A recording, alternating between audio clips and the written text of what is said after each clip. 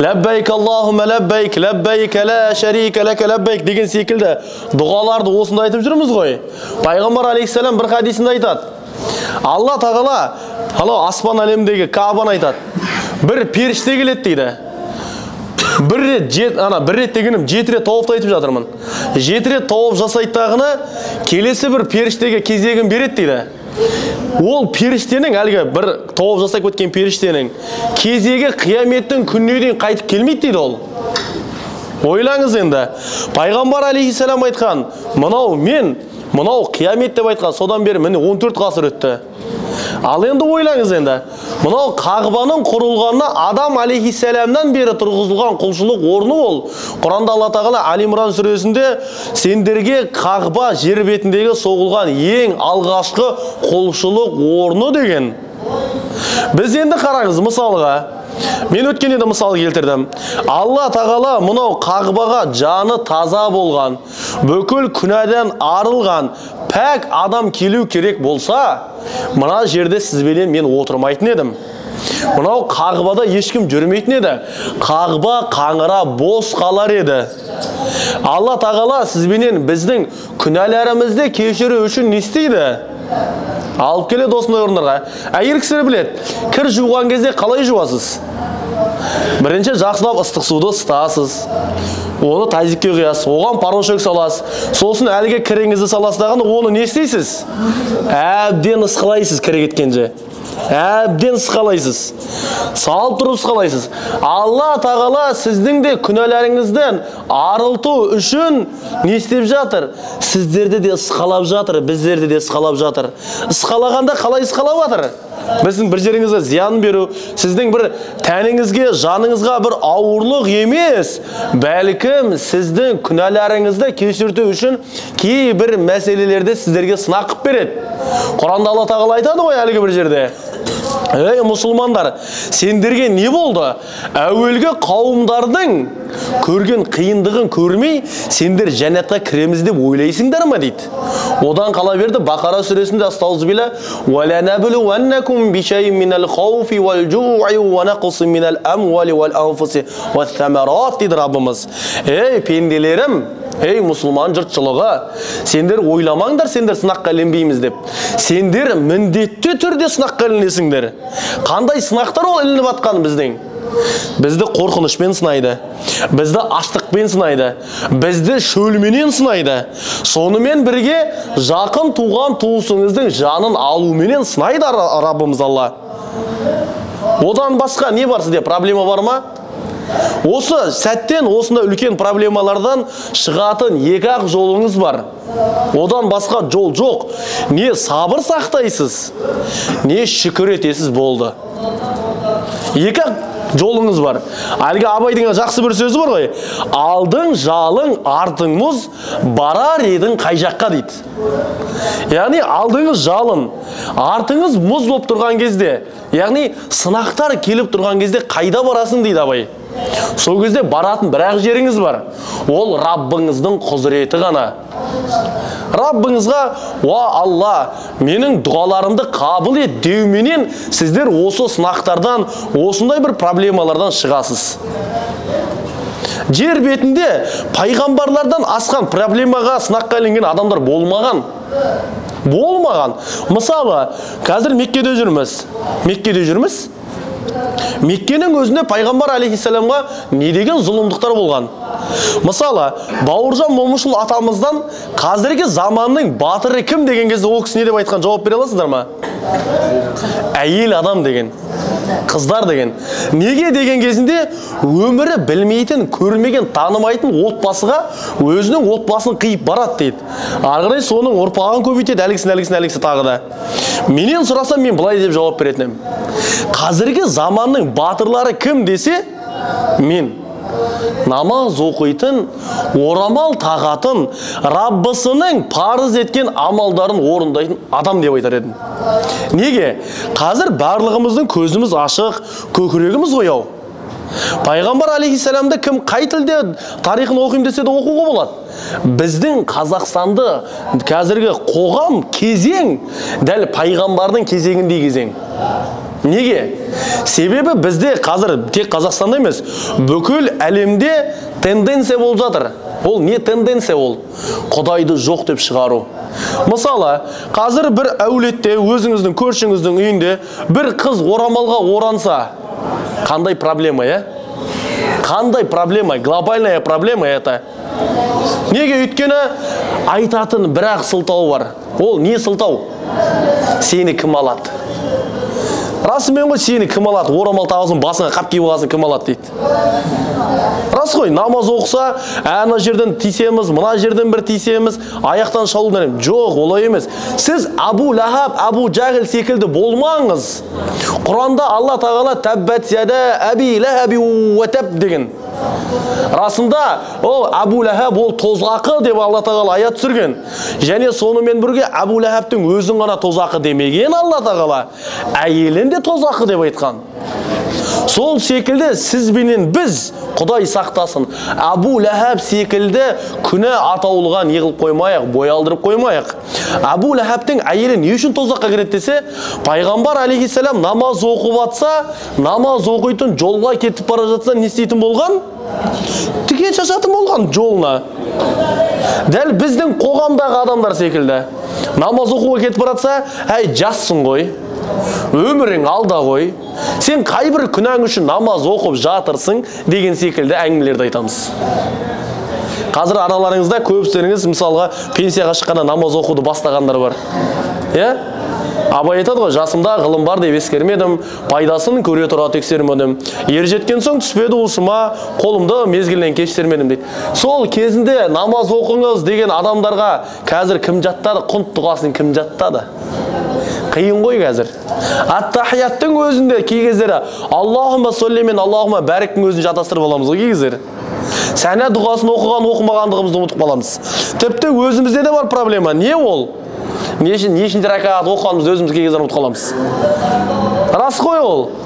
Несіне таңғаламыз. Бірақ Алла тағала сізбенен бізге сондай бір үлкен нығметті беріп жатыр. Сосын әйел кісілер, сіздерге айтар бір жақсы тақырыпта уағыз бар. Қазір сыртта 35 градус ыстық болып тұр. 35 градус ыстық болып тұр. Енді 35 градус ыстықта мынау қағбаның алдында тағып жүрген орамалыңыз бар ғой? Орамалыңыз бар. 35 градус ыстықта сол жүрегіңізді қыспаған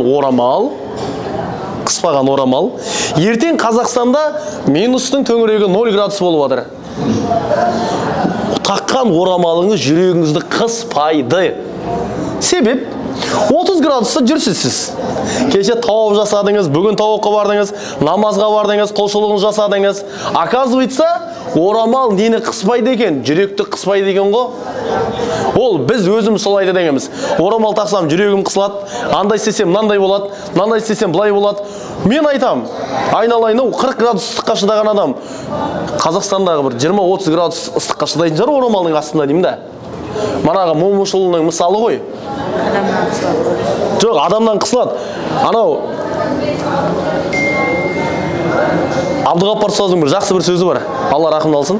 Сен намаз оқысаң да өлесің, оқымасаң да өлесің дейді ол кісі. Яғни сіз орамал тақсаңыз да, тақпасаңыз да сол жаққа кетесіз, иті жоқ ауылға.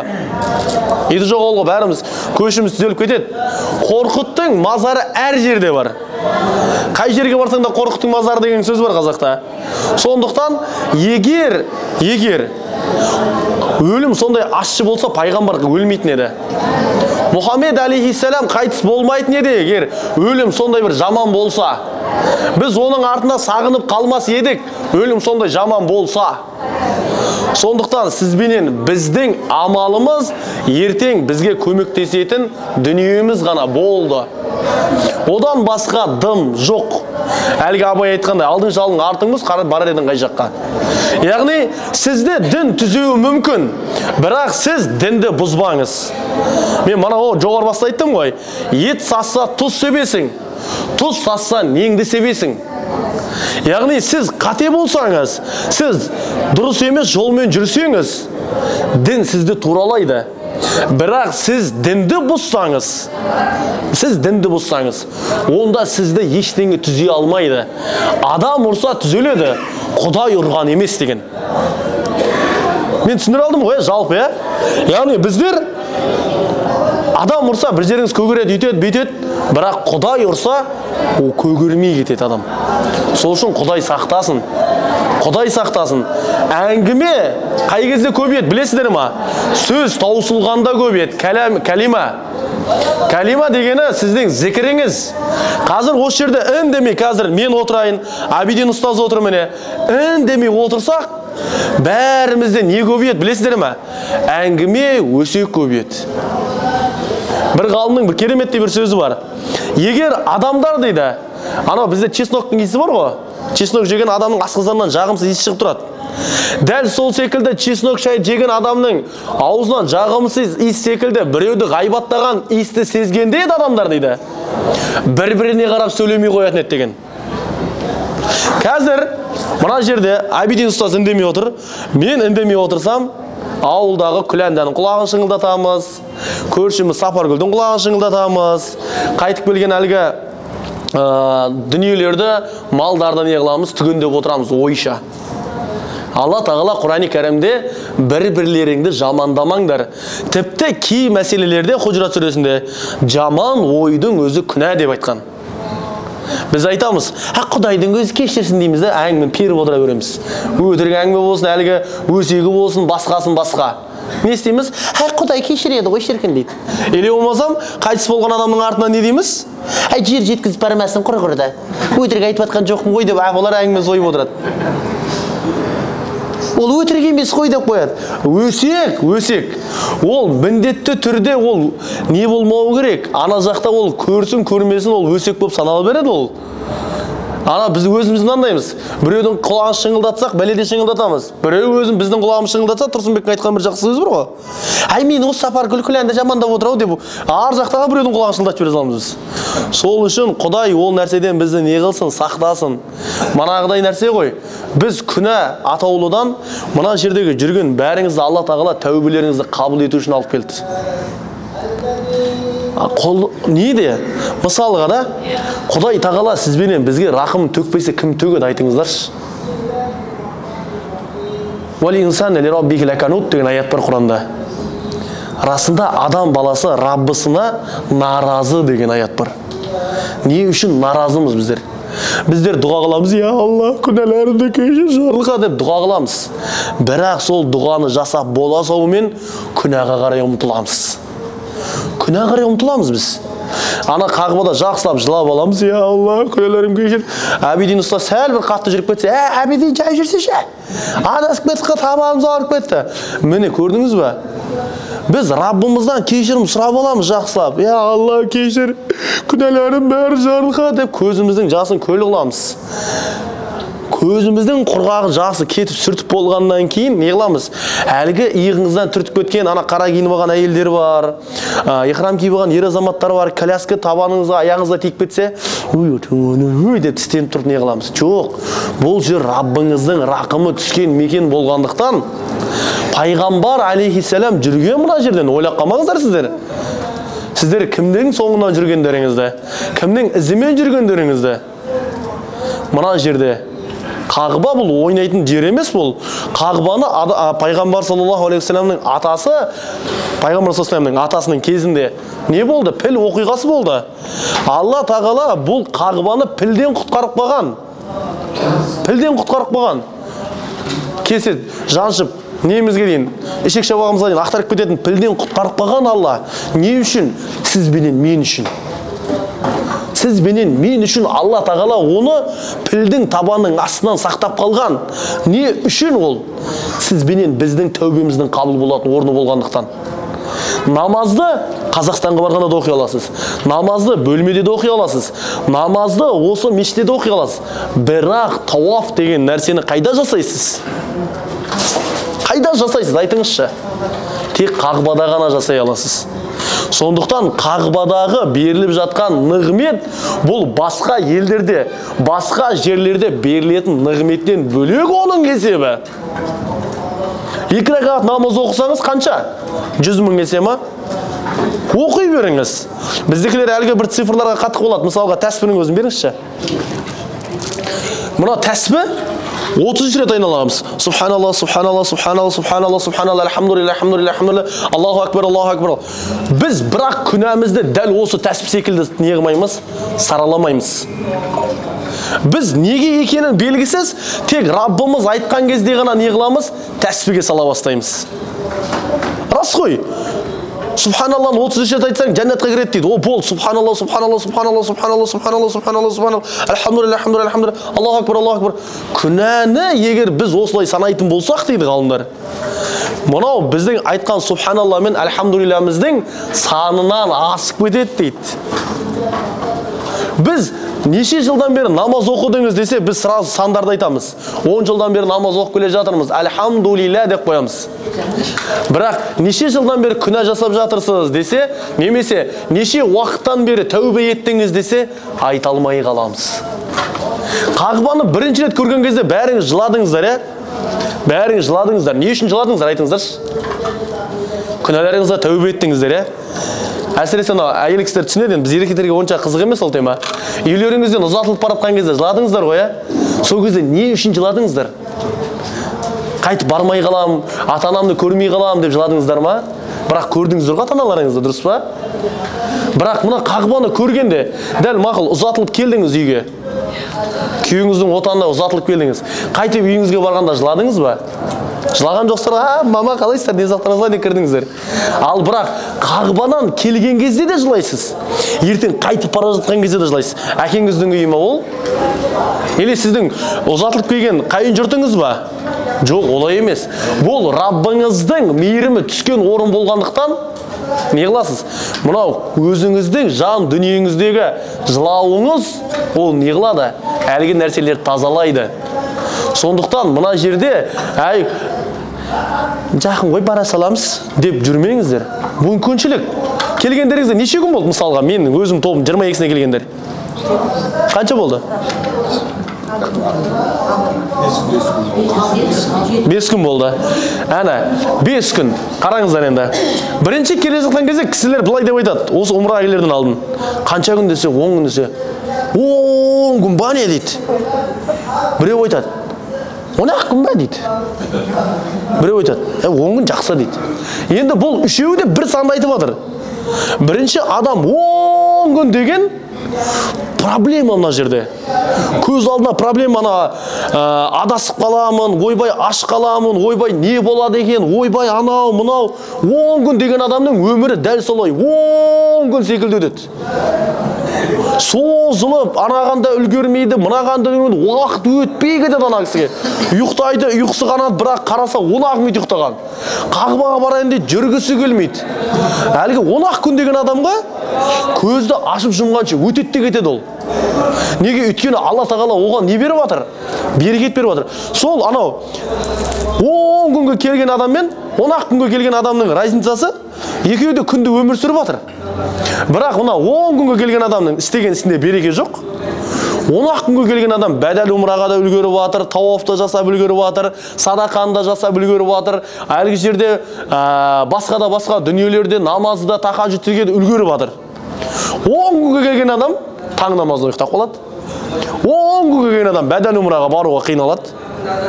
Ал енді 10 күнге келген адам, ана 10 күн мен 10 күнді салыстырдық қой, 10 күн келген адам мына екеуінің де ісіне үлгереді. Ұйықтап та үлгереді, құлшылығында жасап үлгереді, басқасында қыдыруда қатырып жібереді, сауда саттықты да өлтіріп жібереді ол кісі. Сауда саттықты да өлтіріп жібереді. Қазір біздер құлшылыққа, намазға барамыз дейміз ғой, намазға кетіп бара жатқан кезде сіздің тіліңізді білмейтін бір адам шығады. 10 реал, 10 реал, 5 реал, 5 реал, 5 реал, 5 реал деп шығады. Бара жатқанның өзінде Алла тағала сізді сынап жатыр. Қайда бара жатқаныңызда сынап жатыр. Дүниесіне ме, жоқ әлде құлшылыққа ма? Дүниесіне болатын болса, сол жерден еңді аласың, өзің ұнатқан затты аласың да қайтасың сонымен. Ал енді Раббыңның разылығына баратын болсаң, ары қарай ештеңеге алданбай кетесің. Ад-дүния мата'ал ғурур дейді Алла тағала. Дүние бұл алдамшы ғана нәрсе дейді. Біз еще кеше өткенде бір жігіттерге айтып жатырмын. Бір затты ұнатып қаламыз деймін да. Намазда тұрсақ, сол намазда соны ойлаймыз ғой біз шіркін. Ай, ана бағана көлекті ұнатып емей? Сол көлекті ешкім ақ қоймай меген, ей? Ай, мына имамда бір намазы сол жіберді, ау? Шамның өзінде тұрып ал. Ona Шамда бізде Қазақстанда қысқа сүрелерді оқиды ғой өзі. Фатиха деген ықыластан кейін Фалақ Насты оқиды, сонымен Аллаху Акбарға кете саламыз ғой біз. Мына жерде бір бетке жуық оқиды. Біз бір бетті санап атқан жоқпыз. Ой, пырмай, ана нені неғылатын болды. Ана қайтып келемеген, бағана 5 реал деп тұрамыз. Олай емес. Алла тағала сізге мейірім мен махаббатты кешірімді нәсіп етіп тұрған жерде шайтан, Хашр сүресін ашып оқысаңыздар болады. Ешқашан адамды қолынан жетектеп күнә істіге жұмсамайды. Мысалға, мен Абидин ұстазды отырған жерінен бұлай ұстап алу мүмкін. Абидин ұстаз, жүріңіз, мына бір нәрселерді жасайық деп сүйреуі мүмкін. Бірақ шайтан бізді бір нәрсені жұмсамайды, сүйремейді ғой бізді шаруашылық оның. Ол тек қана не дейді? Ой салат болды. Ой салат. Жүрсе кетік, ана жерде бір затты ұрлап алсай, тегін кеп атқан дүние ғой. Сол секілді шайтан сіздің намазыңызды да ұрлайды ғой, ұры ғой ол. Ұрының қолын кеседі біздің шариғатта. Біз оның несін кесеміз? Жолын кесеміз. Қалай? Аузу биллахи минаш шайтанир раджим деп сөзі арқылы ғана оның жолын кесеміз. Болды. Одан ары қарай не жоқ? Проблема болмауы керек бізде, иншалла. Менің айтайын дегенім болса, біздің амалдарымыз еселеніп отқан жерде жүрміз. Қазір барлықтарыңызға мен 2-3 теңгеден не берейін? Барлықтарыңыз кәсіпіңізге 2-3 теңгеден ақша отырайын. Сөйтінде біраз уақыттан кейін тұрғаннан кейін бұл 100 есе көбейеді дейін. 2 миллион теңге болады. Еле болмасам сіздерден 2-3 теңгеден ақша жинап алайын мен. Сөйтінде ертең бір сағаттан кейін әрқайсыларыңызға 2 миллион теңгеден таратып беремін десем, бәріңіз аударасыздар маған. Бәріңіз аударасыздар. Бірақ қағыбаға барып 2 ракат намаз оқы десе, айбай аяғым ауырып жатыр. Ай бөлмені қалыс қой мына жер деп не қыламыз? Сылтауратамыз. Бірақ кәсіпіңізде 2-3 теңге жоқ болса, үйіңізде тұрған біреуден сұрап аласыз. Бөлмеде, әй Қалдыгүл, әй Сапарбай, мына жақта Рүстем 2 миллион теңге аударам деп отыр 2-3 теңгеге. Аудар жіберші маған. Көрек бұл баланың әусөлесін деген секілді. Бірақ не қыламыз? Мынау тұрған Раббымыздың разылығына кенелетін жерге бара жатқан кезде өзімізге өзіміз не айтамыз? Сылтау айтамыз. Ай сол жерде оқымаса да, бөлмеде оқса да болатын шығар деп өз-өзімізге өз пәтуа беріп жүреміз сол кезде. Ай Құдай қабыл қылады ғой деп қоямыз өзімізше. Құдай қабыл қылады әрине, бірақ немізде болуымыз керек? Құдайға әрқашанда мұқтаж болуымыз керек. Біз дүниеде ауа деген нәрсеге мұқтажбыз. Мына қазір ішіп отқан суға мұқтажбыз. Дәл сол секілді біз Раббымызға да мұқтажбыз. Бірақ Алла тағала бізге ешқашан мұқтаж емес. Ешқашан мұқтаж болмайды. Біз намаз оқысақ та ол Алла күйінде тұрады. Намаз оқымасақ та ол Алла күйінде тұрады.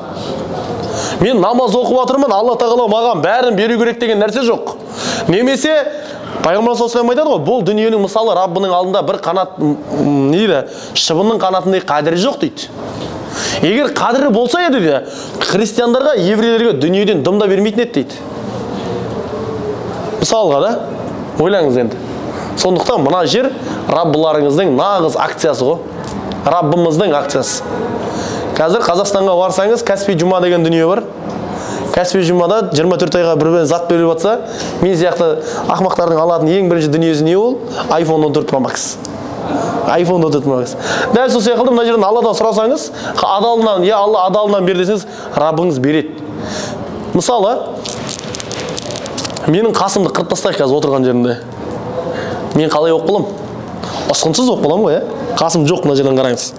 Раббыңыз сізге сұратпай берген қасты, сұрамай берген қасты. Бұл айтып атқаным аяттың мағынасы бұл. Лақад халақнал инсана фи ахсани тақуим дейді. Яғни ол деген сөз адамзатты бір көркем бейнеде жараттық дейді. Сіздің қасыңызды немесе бір нәрсеңіз алып тастаса, Алла тағала оған не емес, мұқтаж емес. Бірақ сіз мұқтажсыз ол нәрсеге. Дәл сол секілді Раббыңызға да сіз несіз? Мұқтажсыз. Раббыңыздан сол нәрсені не қылуыңыз керек? Сұрай алуыңыз керек. Бірақ Құдайдан не деп сұрау керек? Құдай бер. Құдай бер. Сен бермесең болмайды. Құдай бер дей бермей. Құдай бер, не берсең де берекесімен бер. түсінікті ғой. Берсең берекесімен бер, алайын құдай деген секілді немен болады? Кәлимамен болады иншалла.